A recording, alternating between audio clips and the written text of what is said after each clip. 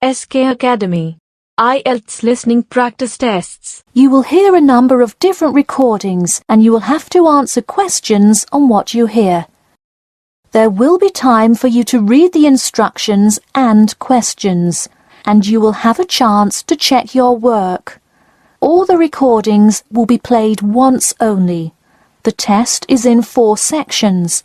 At the end of the test, you will be given 10 minutes to transfer your answers to an answer sheet. Now turn to Section 1. Section 1. You will hear a telephone conversation between a travel company employee and a customer. First, you have some time to look at questions 1 to 5.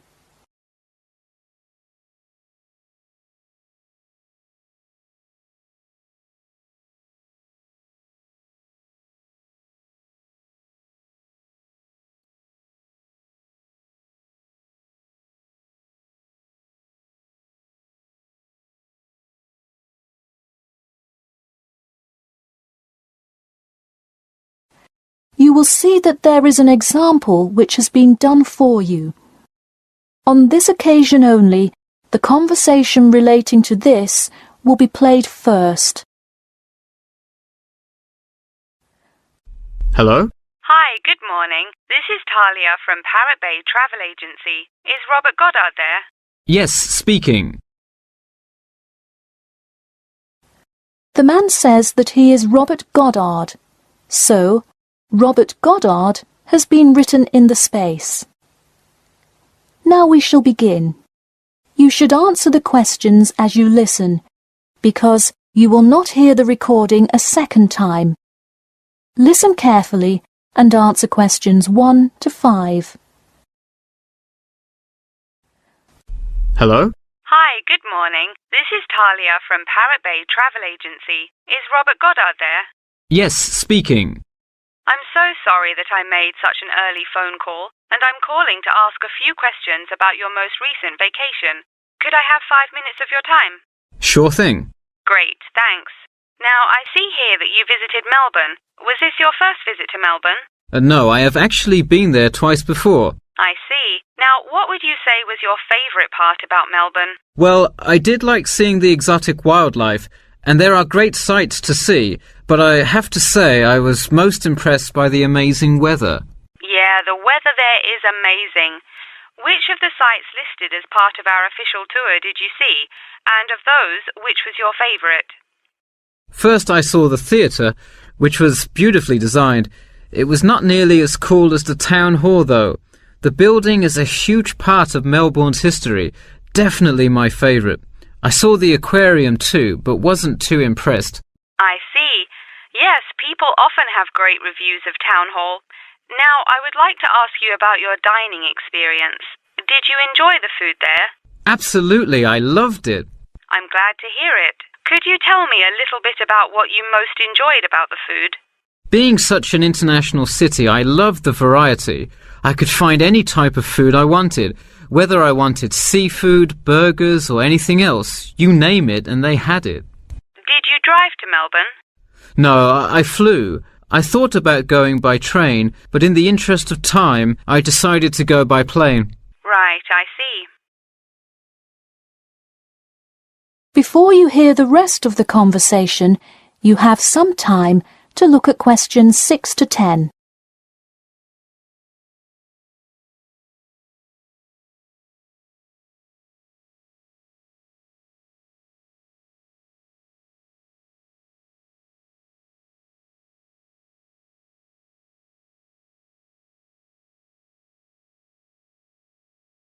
Now listen and answer questions 6 to 10.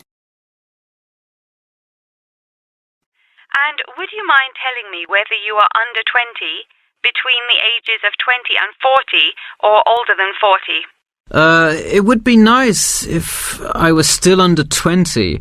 My vacation probably would have been quite different. Actually, though, I just turned 41 last week. Oh, happy birthday! So, did you treat yourself and fly first class? No way. I would love to have a budget that high. I'm more in the mid-range income level. I wasn't always, though. I spent much of my life in a low-income household. I see. That answers my next question then, of income level. And what was the purpose of this visit? I had to go there on business a lot before and decided I would go there for tourism this time. I see. And what is your occupation? I am mainly a computer programmer. I also write for a travel magazine on the side, which is why I visited Melbourne before, but it's not my main source of income. I see. Wow, it sounds like you work a lot. Yes, I am very busy, which is exactly why I took a nice week-long vacation to Melbourne. I completely agree. Would you care to comment on your accommodation? My hotel was a good value. Staying in the city can get really expensive, so it was nice to find such a good price for the location and quality. I'm glad I didn't end up in some cheap motel in the middle of nowhere. I'm glad you didn't either. Well, thank you for taking part in our survey, and I'm glad you enjoyed your vacation. No problem. Take care. That is the end of section 1. You now have half a minute to check your answers.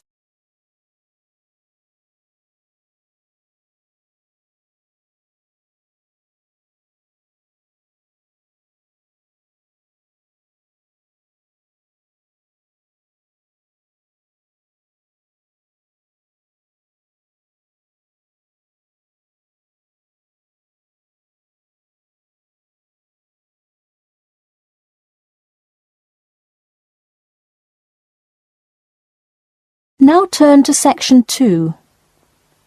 Section 2. You will hear a talk about the main points of interest and the improvements made in the area. First, you have some time to look at questions 11 to 15.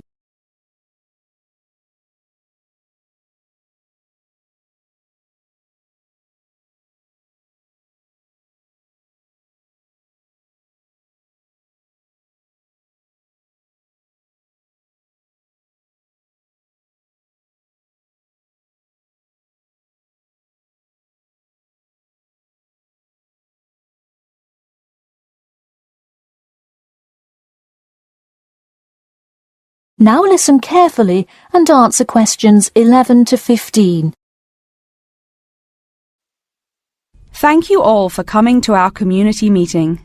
As you know, we're excited to unveil our improvement plan as we look forward to the influx of tourists in the summer months. I'll start with a quick overview of the main points of interest in the area for anyone who may not quite know his or her way around yet, and then I'll get to the improvements made. First off is my favourite, the Science Museum, which is on the corner of St George Road. If you have not visited yet, I encourage you to go before the busy season. It is absolutely spectacular. There is even a flight simulator you can try out. Just west of the Science Museum is the National History Museum. It's a sight not to be missed as well, with each floor devoted to a different era in our nation's history. There are special exhibits for children with interactive games and fun history lessons too. If you're looking for parking, it is available on the intersection of Queen Street and South King Street in the car park. Standard hourly and daily rates do apply. The best place for souvenirs is the shopping mall, though it gets extremely busy during peak times. You can get there from the Tube or the entrance on Timber Road, just south of Cornwall Road. This area has students everywhere, usually from the primary school across the street from the shopping mall.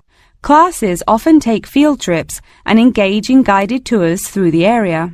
So that's the overview of the main sites, and hopefully by now I've given you a general idea of the area. Before you hear the rest of the talk, you have some time to look at questions 16 to 20.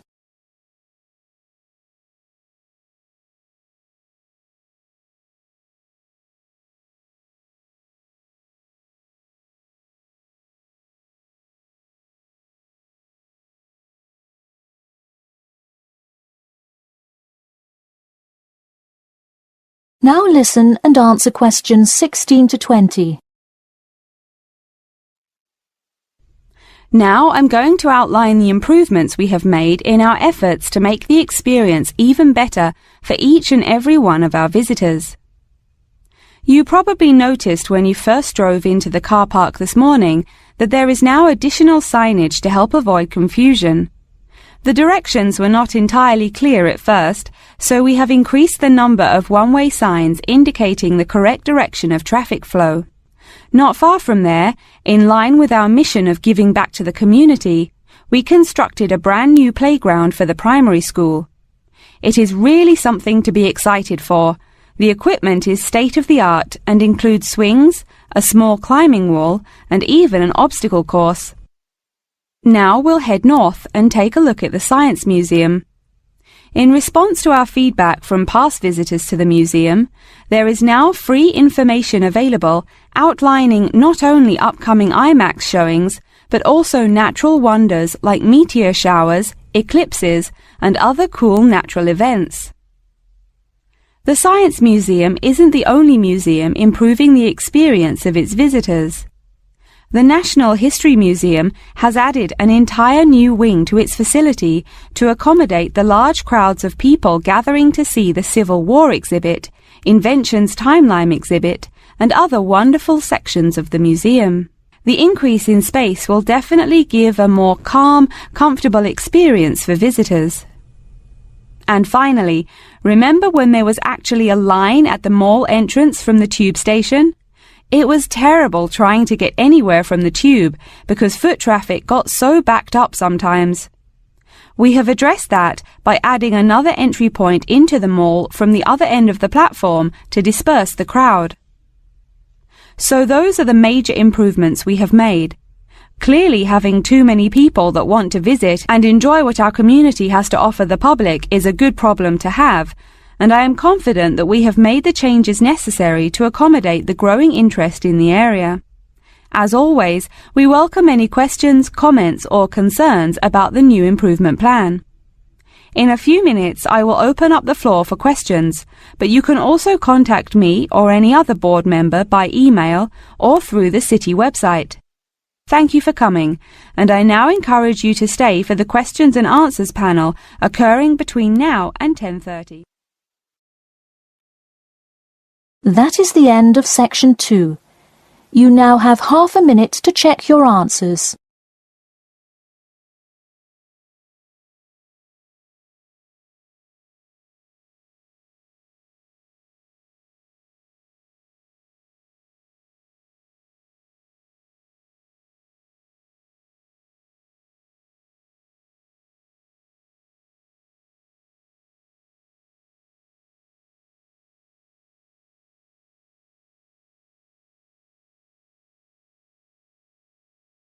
Now turn to section 3. Section 3. You will hear two students called Jane and Mark talking to their tutor about the project assignments for their senior thesis. First, you have some time to look at questions 21 to 23.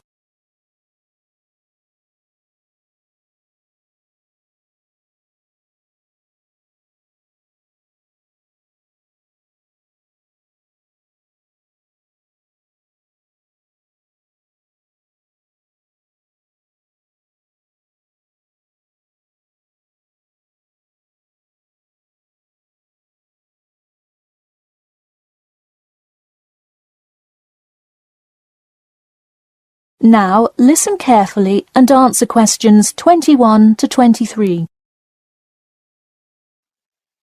So, you were both given your project assignments for your senior thesis today, right? Yes, and we already have to submit our topics next week. But how could they give us a grade this soon?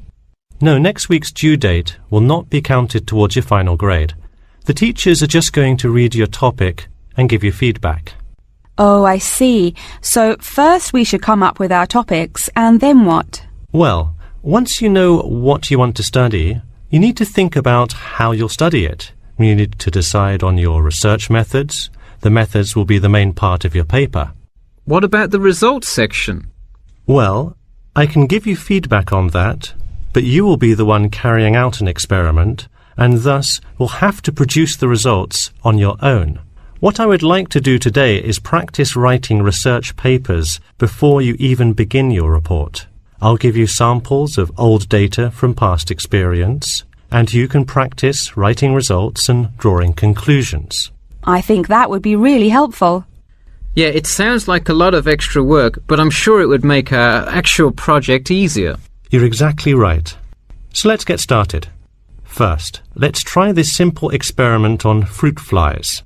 Read the information and then take 25 minutes to summarize a results and conclusion section. That's really important. Pay attention to the time limit. OK, does it still have to be 6,000 words?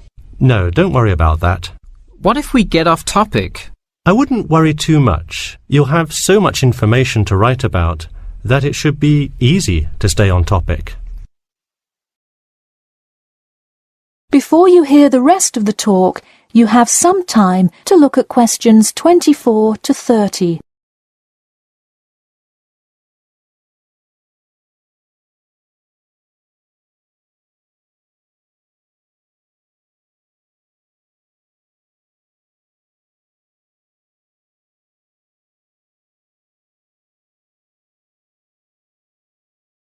Now listen carefully and answer questions 24 to 30. But what about other sources? Well, for this assignment, you can use the one from your textbook. In your actual paper, you should find old experiments that support your topic. So do we need to find different types of sources? For instance, should I be conducting lots of interviews to use in my paper? No, there's no need to conduct lots of interviews or anything like that. OK, I'm ready to get started. I'm still a little confused, though, on how we should format our paper. Don't worry about it for now, but on your final paper, make sure to pay attention to the format. It should follow the guidelines exactly. Oh man, I'm starting to understand why they give us all semester to do this. Are there any other small details like that we should know about? Not a whole lot. Make sure you provide 2 copies. One for your teacher, of course, but one for yourself as well. And of course, you know the due date, right? It's April the 11th, right? What? No, it's May 11th, right? Yes. The due date is May 11. Write it down. Oh wow, yeah, I need to note it.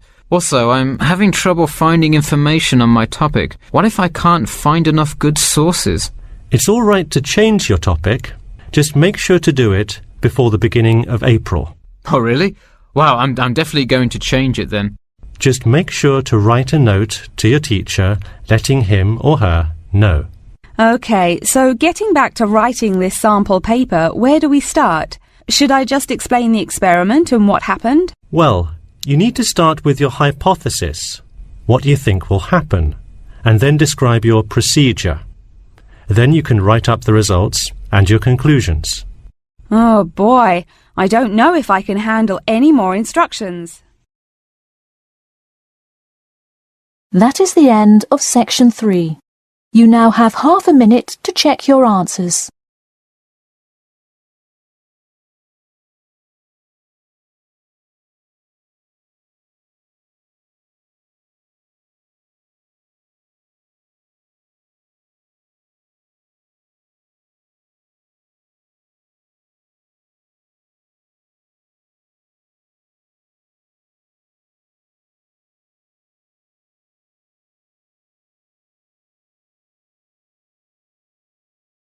Now turn to section 4. Section 4. You will hear part of a lecture about factors you should consider when creating advertising materials and the effects they can have on your product sales. First, you have some time to look at questions 31 to 40.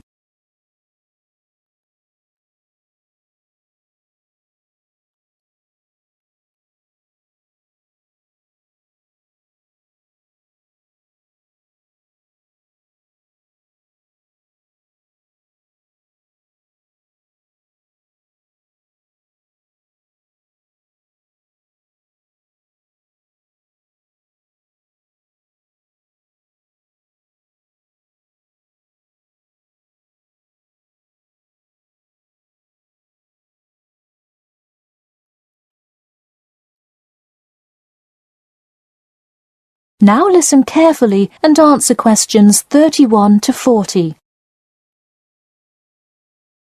Hello class, and welcome back to Marketing Strategies. This week I will expand upon last week's lecture by talking about factors you should consider when creating advertising materials and the effects they can have on your product sales. Lesson 1. Limit your advertising to the geographic area of your target market. Though you may have a product that people want in a large area, the distance that customers are willing to travel is a significant factor in their choice of where to purchase that product. Take this example. If you're really hungry and decide you want a burrito, would you choose the restaurant that is a block from your apartment, or the one that is just as good, or even slightly better, across town? Of course, you'd pick the closer restaurant. Next, there's the method of communication to your target market. How do you decide among radio ads, TV commercials, flyers, or even word of mouth? While we often think of the visual presentation of ads, there's much more to advertising than the look. Studies show that consumers are much more likely to remember advertising slogans if there's also a sound plate. Did you know that your sense of smell is closely linked with memory? Think about Mandy's candy store up the road. Every time you walk past it, you can just smell the chocolate, right? I bet you can almost smell it now.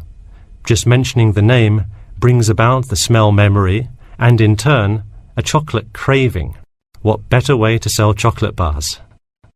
Obviously, sometimes appealing to the senses isn't the most practical way to advertise. For example, it's a good idea to come up with a marketing strategy that adapts to the product, especially digital products. The flexibility of this kind of products is extremely important, so it's very common for advertisers to form one single layout for all of their ads, the visual, the medium, even the majority of the content, and simply update the ad each time they come out with a new version. Remember, advertising is all about stirring up the right feeling in your potential customers, whether by stimulating the senses, appealing to the intellect, and so on. Once the customer experiences the ad, the important thing is his or her reaction. Someone could love the ad you made, but unless he or she considers buying the product, you've failed to get the reaction you were looking for.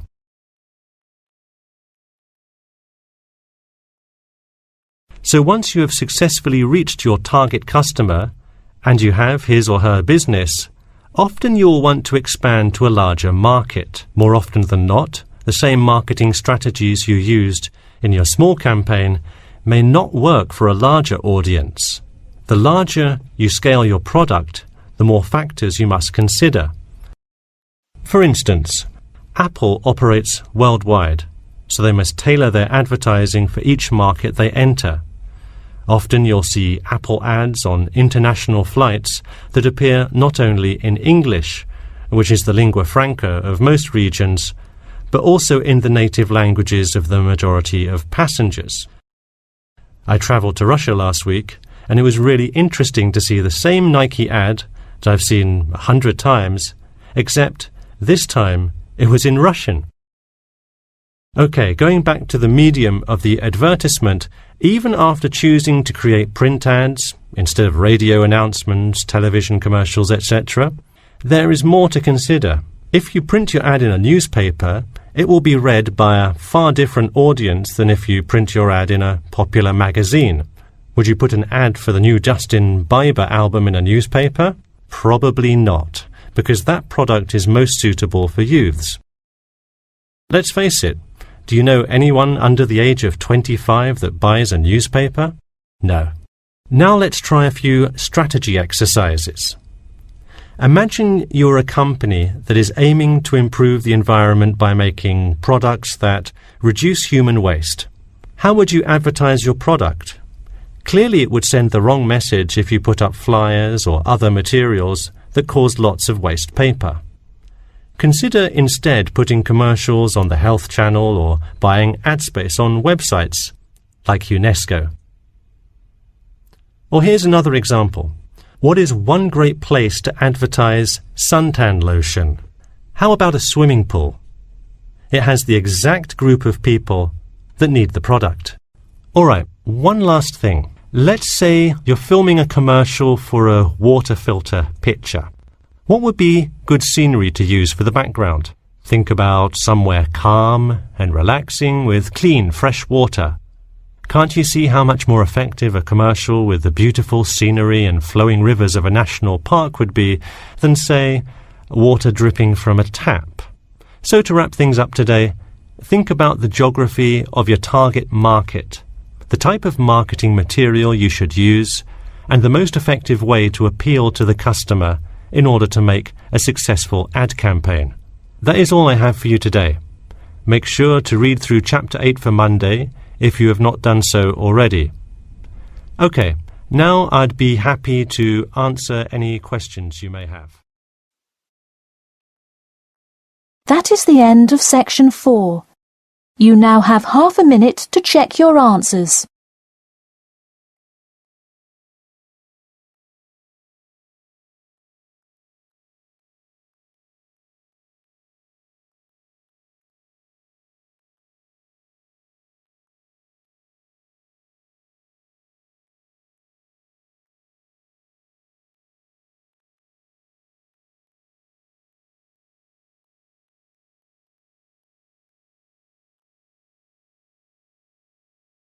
That is the end of the listening test. In the IELTS test, you will now have 10 minutes to transfer your answers to an answer sheet.